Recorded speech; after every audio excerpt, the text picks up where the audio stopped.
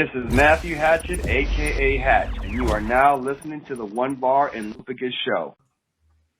Hello, welcome back to the One Bar and Lupagus Show. I am Lupagus here with One Bar. It looks like he has not had any kind of hydration in the last week. He needs to get that liquid into that body. All right, we're going to talk about something that just kind of really dawned on me recently. You know, you look at the Super Bowl, you see Tampa Bay Bucks winning. Who do you see on the field? You see Antoine Winfield Jr., Tyler Johnson, Minnesota Golden Gophers, and he starts to make you think, why are they not in purple? Why are we not drafting Minnesota Golden Gophers? And you go back and look, and it's clear. Rick Spielman does not draft Gophers. And now we got to answer that question, at least talk about why doesn't he draft Minnesota Golden Gophers? What does Rick Spielman have against these players playing football in his very own backyard? You know, that is a very, very valid question. Spielman's been around since what? Was it 2007, 2008? 2007, he became the vice president of player personnel. He was basically making all the choices. They made it official in 2012, where he was the actual GM. So he's been here like 14 years. And there's been 19 Gophers selected between now and then. And we took one of them, who we'll talk about in a minute. But out of these 19, there's been some pretty damn good Gophers drafted since then. Eric Decker. Let me keep going. There's been some turds as well. Eric Murray, not bad. Solid. Damian Wilson. Damian Wilson. Linebacker. There's been some man crushes that we absolutely love that did not pan out, who are guys like David Cobb, Hageman, and Max Williams really hasn't panned out either. But yes, let's talk about this. Spielman Steers very, very clear of those Minnesota Gophers coming draft day.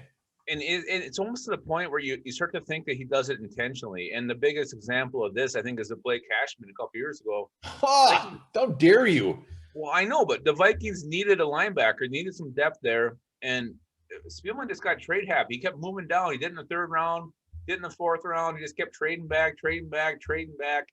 He's doing it in the fifth round. Finally, the Jets take Cashman. What do the Vikings do 2 picks later? They take USC linebacker Cameron Smith. So do they think they could get him later? I don't know, but the fact that he waited, they missed on this guy. I know Cashman's had injury issues, but this guy came in. He was making plays for the Jets. I think he had like 40 tackles in 7 games played, something crazy. And we get Cameron Smith, who we cut. I don't think he even made the team. He'd been in and on and off the roster, bouncing between roster, practice squad. I don't get it. And then you look at last year. You're sitting there, end of round 1, you trade back, Antoine Winfield Jr. staring you in the face.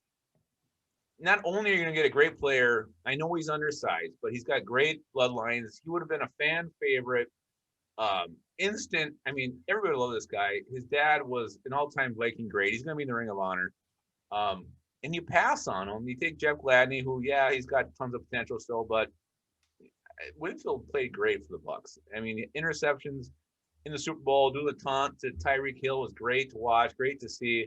And then going down later, you look at Tyler Johnson, a guy every Vikings fan wanted, every mock. There was a certain pick. Everybody's doing the countdown mocks. I think it was like pick 131. Everybody had Tyler Johnson there. It was right around round 4. What does Spielman do? He starts trading back. And we end up taking some scrub-ass kick returner who I don't think is going to be in the team next year. And Tyler Johnson, I know he didn't have a huge rookie season, but he's playing behind Chris Godwin, Mike Evans, Antonio Brown, even Scotty Miller, and the guy still put up some decent numbers. So Spielman, it feels like this is almost intentional. Would you agree with that? Intentional? I don't know what you call it. The Gladney pick over Winfield doesn't bother me a ton. Yes, Winfield, I would have loved to him. It made sense. We still had Anthony Harris on the roster. We had a little bit of wiggle room, and I think they thought they were going to actually compete this year. So while I would love Winfield, I get that one a little bit. Regardless of anything, when you look back at it, you take a Troy Dye, you take a James Lynch over a Tyler Johnson, that will chat my ass. That will chat my ass until the day I die, which will probably be very, very soon. But the other one that really, and you already mentioned it, Blake Cashman, cash money. They had him. that one just makes me so damn mad. I don't care if Blake Cashman ever plays another snap in the NFL again. I love that guy so damn much. And to trade back and think that I think they traded back thinking they're still going to get Cashman. They traded back. They didn't get him. They took Cam Smith. Luckily, Cam Smith still had a little special place in my heart, so I wasn't that upset. But that one hurt, and I am pissed. You were super upset. You actually slammed a Bloody Mary, which you don't even sip those. Well, still, I mean, you look at these guys they've passed on, and the worst part is a lot of these guys filled needs, and for some reason they just have no interest. Yeah. Even when you get to round 7 and a guy like Carter Coughlin is there, where maybe he doesn't fill a need, but he's a guy that you can play with, a guy that we know the Vikings could have fun with on the defense side of the ball, and you just pass on him, and we had like 12 7th-round picks, and we still don't take them. Not even him, Kamal Martin too. The Packers got him. I mean, he got some play as a linebacker, so it really makes you wonder if this is intentional. It's not hard for Rick Spielman to send a scout across the street or whatever the hell it is, a few blocks down to Minneapolis to watch these games every Saturday. Not only are you watching the games, get scouts in there, get to know these players. You can know these players better than anybody else. And then even set up, if you don't draft them, at least you get that relationship built where you could get them in free agency. So I don't get it. It's really head scratching. So we got to think about why isn't Spielman doing this? What is the reason? There's got to be a reason. And I can only think of 2 reasons. I don't know if you got any up your sleeve or not, but I have 2 reasons. They're not great. Fire them away. Well, the first one, and which to me is just kind of stupid, but does he not want to be labeled a homer? Does he think if he takes a Golden Gopher, oh, that's a homer pick, you're doing it for the fans, you're trying to sell jerseys? I mean, that's the only thing I can think of. And I don't know if general managers actually think that way, but I don't know if there's another really logical reason. What's your take on that? I don't know. I mean, this is the same guy who took Moritz Boehringer, so I don't think he's worried about what people think about who he drafts. Obviously, he just took that guy for the I don't know what you call it, the fanfare, international pick or something. Yeah, excited about him. So I don't think it's that. I don't know what it is. I think he's overthinking it because there has been good Gophers.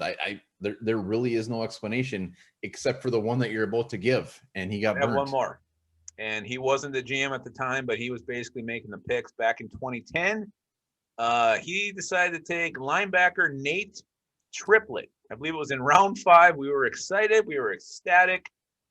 Nate Triplett didn't even make the team. He did. I think he was signed by the Colts after the Vikings let him go.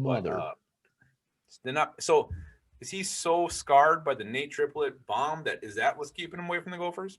Well, first off, Nate Triplett shouldn't have been a round 5 pick. No. Shame on Spielman. And maybe that was the year he would really put all of his chips in. So you got to take this guy. I've seen so much of him. He's fantastic. Nate Triplett ended his career with 4 tackles. And you know what? Regardless if it's a reach, regardless of what happens, if they take a Gopher, we're going to get excited. There's no doubt about that. And any other team can say the same thing when your college team the guy gets drafted. But Triplett was just kind of like a holy shit. I can't believe it took Nate Triplett.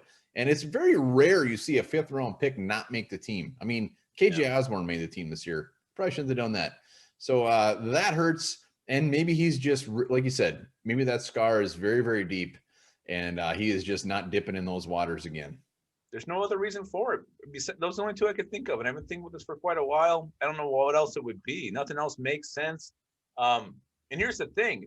The Gophers program is in really good shape. PJ Fleck's there. He's getting great talent coming in. And now we got to look at who's coming out this year. Do we just automatically assume we have no shot taking Bateman, no shot, down the road, round 4 or 5, taking St. Juice? I mean, as good as those guys are looking purple, should we just automatically assume it's not going to happen? Yes, we should. St. Juice would fill a need. And you know what? He was very fun to watch at the Senior Bowl. I think he's going to be damn good. But yeah, absolutely. No, we're not taking him. So scratch him off your board. No, he'll be on my board, I guarantee you. If you can tell me the other Gopher who was drafted before Nate Triplett, I will slam this hog right here. By the Vikings? Do I get a year? Actually, you know what? I don't want to do that because you're going to get it right. And no, I'll give it to you. No, I'm not giving you a year. Shit, man. Last Gopher drafted by the Vikings before Nate Triplett. I'm coming up blank. You're not the son of beer. You don't have any, not even a guess? I have no idea how far back I should go. It was Tyrone Carter. No, yeah, I should guess that. Tyrone Carter. You failed. And he actually turned out to be a damn good pro for the Steelers. A lot of these Gophers do. So Rick Spielman, change it. We got to make something change this year. Draft some Gophers. God damn it. Quit ignoring them. Ben St. Juste in round 4 would be a hell of a steal. I would love it. So any of you guys watching this video, if you have any ideas, it's like an unsolved mystery. We're like Robert Stack at the end of the video, at the end of the show, asking, call this number, give us the reason. Why does Rick Spielman not draft Gophers? We have no idea. And also, down in the comments, who is your favorite Gopher of all time? Boom. And also hashtag socks if you want to get that beautiful print. Ew. Till then, remember this. Something real special here. Scientists say the water you drink today is the same water the dinosaurs were drinking 65 million years ago. We are sipping water with pterodactyls. Gross.